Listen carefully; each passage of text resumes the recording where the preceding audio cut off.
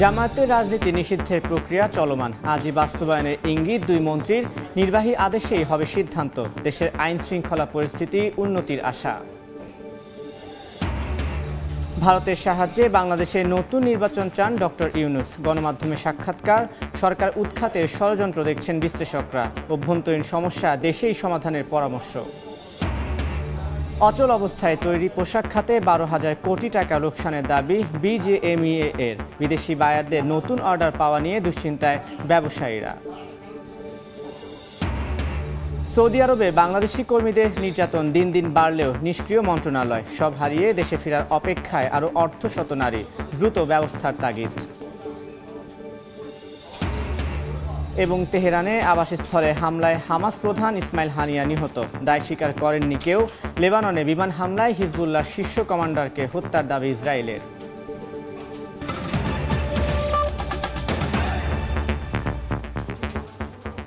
সময় সংবাদের সঙ্গে আছি আমি তানভীর হাসান। জামায়াতে ইসলামীর রাজনীতি নিষিদ্ধের প্রক্রিয়া চলমান বলে জানিয়েছেন সরকারের একাধিক মন্ত্রী। আজই নির্বাহী আদেশে সিদ্ধান্ত বাস্তবায়ন হতে পারে বলেও জানিয়েছেন তারা। দ্রুতই দেশের আইন শৃঙ্খলা পরিস্থিতির উন্নতির আশা মন্ত্রীদের।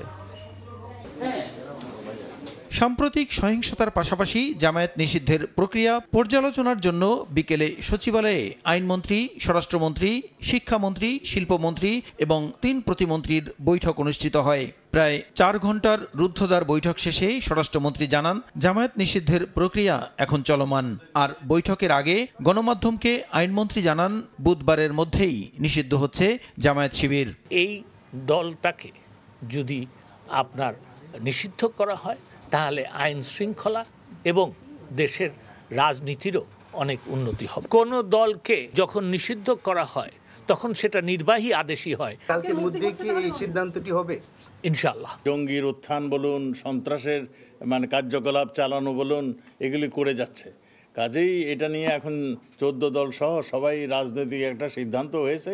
সেই সিদ্ধান্তটা বাস্তবায়ন হওয়ার জন্য যে সমস্ত প্রক্রিয়ার দরকার সেগুলি চলছে। এটা হয়তো 1 ঘন্টা হতে পারে, 10 ঘন্টা হতে পারে, একদিনও হতে পারে, 2 দিন হতে পারে। এদিকে সকালে রাজধানীর বঙ্গবন্ধু অ্যাভিনিউয়ে দলের যৌথ সভা শেষে আওয়ামী লীগ সাধারণ সম্পাদক ওবায়দুল কাদের বলেন, এক্ষেত্রে যাতে কোনো আইনি ফাঁকফোকরের সুযোগ না পায় জামায়াত শিবির, তা নিশ্চিত করতে চায় সরকার। আমরা আইনগত দিকটি ভালোভাবে দেখে নিতে চাই, যাতে কোনো ফাঁক ফোকর দিয়ে স্বাধীন বাংলাদেশে এই অপশক্তি আর কোনো সুযোগ না পায়। এ সময় জামায়াতকে নিয়ে জাতীয় ঐক্য গড়ার ডাক দেয়ায় মির্জা ফখরুলের সমালোচনাও করেন ওবায়দুল কাদের। তাদের সাথে আপনি জাতীয় ঐক্য। প্রসূন আশিস, সময় সংবাদ, ঢাকা। ভারতের সাহায্যে বাংলাদেশের নতুন নির্বাচন চান নোবেলজয়ী ডক্টর মোহাম্মদ ইউনূস। আন্তর্জাতিক মহলের পাশাপাশি চেয়েছেন সার্কভুক্ত দেশগুলোর সাহায্য।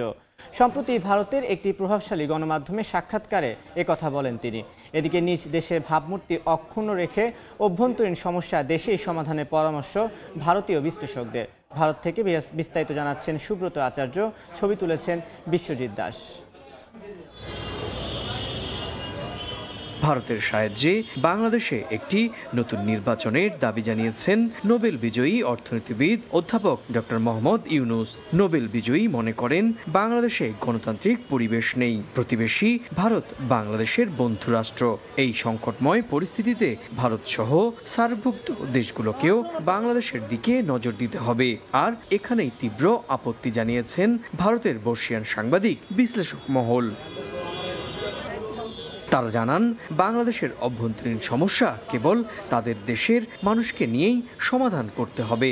আর এই সমাধানে বিদেশি রাষ্ট্রের ভূমিকা চাওয়া মানেই নিজের দেশকে অসম্মান করা। তারা বলছেন, ভারতের কোনো সুশীল সমাজ, কোনো নাগরিক, এমনকি বিরোধী দলনেতাও বিদেশে গিয়ে নিজ মাতৃভূমির বিষয়ে নেতিবাচক প্রচার করেন না।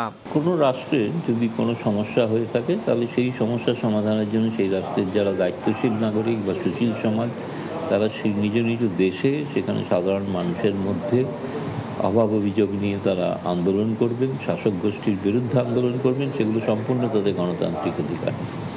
এবং যদি করতে নাও পারেন তাহলে সেটা চেষ্টা করা উচিত, অপেক্ষা করা উচিত। কিন্তু বিদেশের কোনো ভূমি থেকে কোনো সরকারকে, নির্বাচিত সরকারকে উৎখাত করার দাবি জানানো, এটা অযৌক্তিক এবং অসাংবিধানিক। দেশটির জাতীয় প্রেস ক্লাবের সভাপতির মতের সঙ্গে সহমত পোষণ করেছেন আনন্দবাজার পত্রিকার প্রাক্তন বর্ষিয়ান সাংবাদিক সুখরঞ্জন দাশগুপ্ত। তিনি বলেন, একটি মহল নির্বাচিত সরকারকে উৎখাতের ষড়যন্ত্র করছে এবং তারাই বহির্বিশ্বে নিজেদের দেশকে নিয়ে আজেবাজে বলে বেড়াচ্ছেন। নোবেল বিজয়ীর বয়স হয়েছে বলে তাকে দেশ করার জন্য ইতিবাচক ভূমিকা নেয়ার আহ্বানও জানান সুখরঞ্জন দাশগুপ্ত।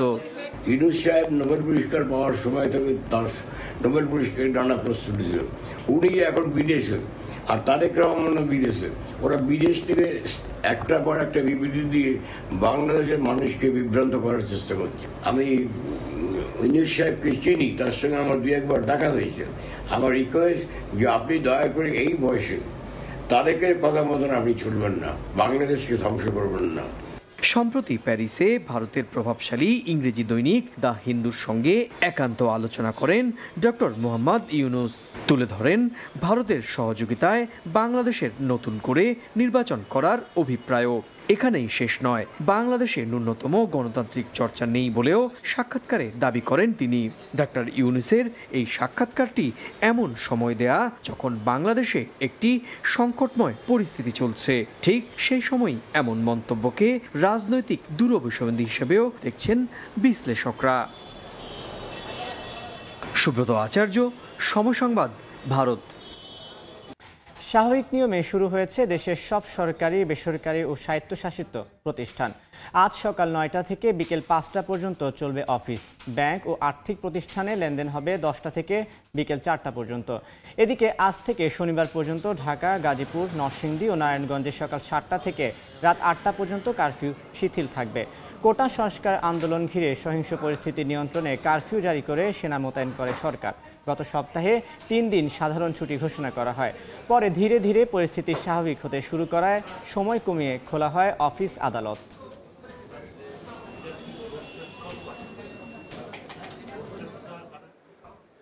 সাম্প্রতিক অচল অবস্থায় তৈরি পোশাক খাতে 12,000 কোটি টাকা লোকসানের দাবি বিজেএমইএ এর।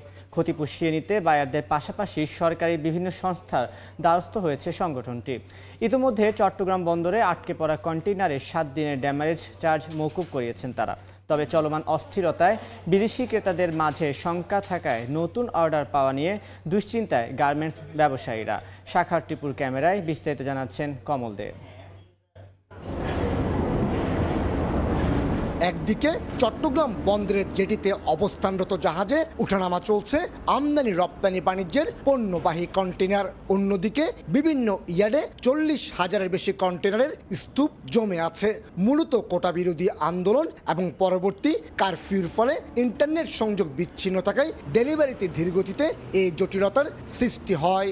সংঘাত কিংবা কারফিউ, কোনো জটিলতায় বন্ধ ছিল না বন্দরের কার্যক্রম। সচল ছিল পণ্য উঠানামা, তবে বন্ধ ছিল ডেলিভারি, আর তাতেই কন্টেইনার জট সৃষ্টি হয়েছে বন্দরে। এর ফলে ক্ষতির মুখে পড়তে হচ্ছে গার্মেন্টস ব্যবসায়ীদের, এমনটি বলছেন বিজিএমইএ নেতারা।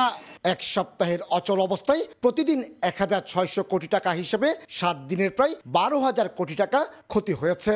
তা পুষিয়ে নিতে নৌ পরিবহন মন্ত্রণালয়, জাতীয় রাজস্ব board, Bangladesh shipping agent association, container agent অ্যাসোসিয়েশনের দ্বারস্থ হয়েছে গার্মেন্টস ব্যবসায়ীদের সংগঠন বিজিএমইএ। বন্দর কর্তৃপক্ষের কাছে আমাদের যে বন্দর চার্জটা আছে সেটা মওকুফ চেয়েছি, এবং শিপিং লাইন অ্যাসোসিয়েশনের কাছে যেটা কন্টেইনার চার্জ আছে, যেটা বাড়তি চার্জ ওরা নেয়, আপনার ওটাও মওকুফ চেয়েছি।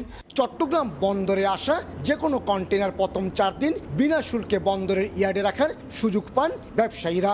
এরপর থেকে $6 এবং পরবর্তীতে দ্বিগুণ হারে শুল্ক চার্জ বাড়তে থাকে। এই অবস্থায় 16 জুলাই থেকে আগামী 5 আগস্ট পর্যন্ত বিজিএমইএর কন্টেইনারগুলো 7 দিনের ড্যামারেজ চার্জ মওকুফের সিদ্ধান্ত জানিয়ে নৌ পরিবহন মন্ত্রণালয় থেকে চিঠি পাঠানো হয়েছে চট্টগ্রাম বন্দরের কাছে। 7 দিনের জন্য যে রেন্ট আসবে সেটা মন্ত্রণালয়ের নির্দেশনা যেভাবেই থাকে সেভাবে আমরা মওকুফ করব। বায়াররা এইবারের অস্থিরতাটাকে বায়ার সহজভাবে নিচ্ছে না, তারা সন্দেহের মধ্যে রয়ে গেছে, তারা আতঙ্কের মধ্যে আছে। কোটা আন্দোলন কেন্দ্র করে সহিংসতার ফলে 18 জুলাই থেকে মোবাইল ইন্টারনেট এবং 19 জুলাই থেকে ব্রডব্যান্ড ইন্টারনেট সংযোগ বন্ধ হয়ে যায়। কমল দে, সময় সংবাদ, চট্টগ্রাম। সৌদি আরবে থামছে না বাংলাদেশি কর্মী নির্যাতন। নারী গৃহকর্মীদের ধর্ষণ মারধর শেষে মিথ্যা মামলায় পাঠানো হচ্ছে কারাগারে।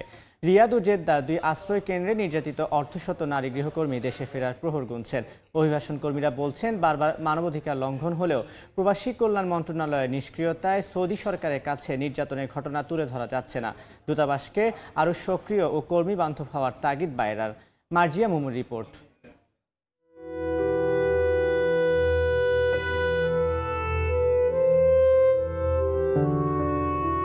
স্বপ্ন ফিরেছে জীবন্ত লাশ হয়ে, চোখের সব আলো কেড়ে নিয়েছে মরুর তপ্ত বালি। সিলেটের একটি প্রত্যন্ত গ্রামের বাসিন্দা ভুক্তভোগীটি বৃদ্ধ দিনমজুর বাবা, গৃহিণী মা আর ছোট 3 বোনের জীবনে খানিকটা সচ্ছলতা আনার আশায় স্থানীয় প্রতিবেশীর নির্ভরতায় পাড়ি জমিয়েছিলেন মধ্যপ্রাচ্যের তেল সমৃদ্ধ দেশ সৌদি আরবে। মাসিক 30,000 টাকায় গৃহকর্মী হিসেবে তাকে পাঠানো হয় মদিনা শহরে। তবে সেখানে নিরাপত্তার বিপরীতে মিলেছে মধ্যযুগীয় আচরণ। অনেক মারধর করতো, চাকু দিয়ে হাত পর্যন্ত কেটে দিছে। ওনারা খাইতো, খাওয়ার পরে হাড্ডি উড্ডিগুলো বাঁচতো না, ওগুলো খাইতে দিত। মদিনা, জেদ্দা সহ বাকি শহরগুলোরও একই দৃশ্য। নির্যাতনের প্রতিবাদ কিংবা বন্দিশালা থেকে পালিয়ে যাওয়ার চেষ্টা করলেই ভুক্তভোগীদের ঠাঁই হয় কারাগারের প্রকোষ্ঠে।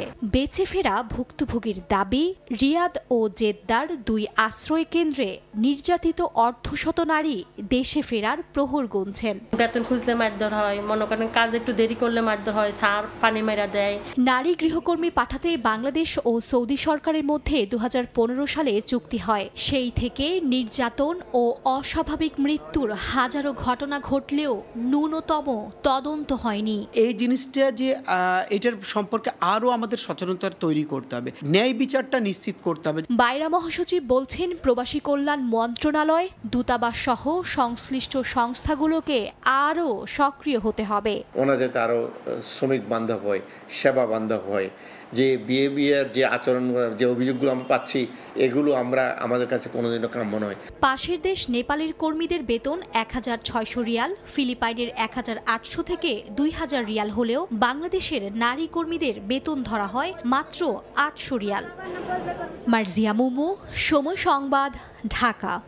তেহরানে গুপ্ত হত্যা শিকার ফিলিস্তিনের স্বাধীনতাকামী সংগঠন হামাস প্রধান ইসমাইল হানিয়া। বুধবার এ তথ্য নিশ্চিত করেছে ইরানের রেভলিউশনারি গার্ড। IRGC এক বিবৃতিতে জানিয়েছে, স্থানীয় সময় বুধবার ভোরে তেহরানে হানিয়ার আবাসস্থলে এই ঘটনা ঘটে। মঙ্গলবার ইরানের নতুন প্রেসিডেন্টের শপথ অনুষ্ঠানে অংশ নিতে তেহরানে যান তিনি। হানিয়ার দেহরক্ষীও প্রাণ গেছে। এর আগে গাজায় ইসরায়েলি বাহিনী হামলা চালিয়ে হানিয়ার 3 ছেলে ও নাতি-নাতনিকে হত্যা করে। এদিকে লেবাননের বৈরুতে বিমান হামলায় হিজবুল্লাহ শীর্ষ কমান্ডার ফুয়াদ শুকর সহ 3 জন নিহতের দাবি করেছে ইসরায়েল।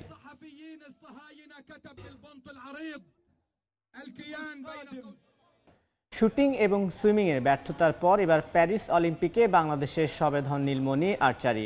আজ এই ইভেন্টে পুরুষ রিকার্ভে সেরা 32-এ থাকার লড়াইয়ে নামবেন সাগর ইসলাম। তার প্রতিপক্ষ ইতালিয়ান আর্চার মাউরো নেসপোলি। র্যাঙ্কিং রাউন্ডে শুরুটা ভালো করেও শেষ পর্যন্ত নিজের ধারাবাহিকতা ধরে রাখতে পারেননি সাগর ইসলাম। 720 পয়েন্টের খেলায় 72টি তীর ছুঁড়ে 652 স্কোর করেন তিনি, যে কারণে 64 জন আর্চারের মধ্যে সাগরের অবস্থান ছিল 45। অথচ গত জুনে অলিম্পিকে সরাসরি খেলার যোগ্যতা অর্জনের ম্যাচে 660 স্কোর করেছিলেন তিনি। প্যারিসের র্যাঙ্কিং রাউন্ডে নিজেকে ছাড়িয়ে যেতে না পারলেও মূল লড়াইয়ে ভালো করার প্রত্যয় সাগরের, যদিও সে লক্ষ্য পূরণ করা বেশ কষ্টসাধ্য হবে তার জন্য, কারণ প্রতিপক্ষ মাউরো নেসপোলি 670 পয়েন্ট নিয়ে 20তম হয়েছিলেন র্যাঙ্কিং রাউন্ডে।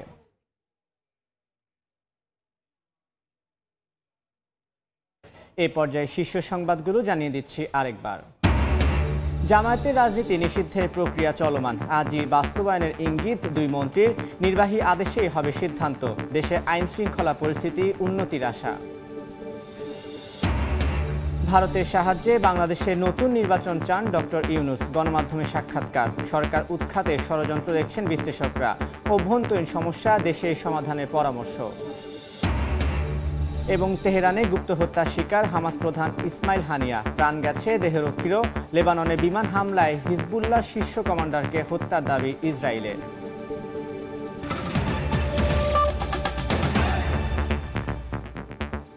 এই ছিল সময় সংবাদে। এই সময়ের বাণিজ্য নিয়ে ফিরছি কিছুক্ষণ পর। সঙ্গে থাকুন সময়ে।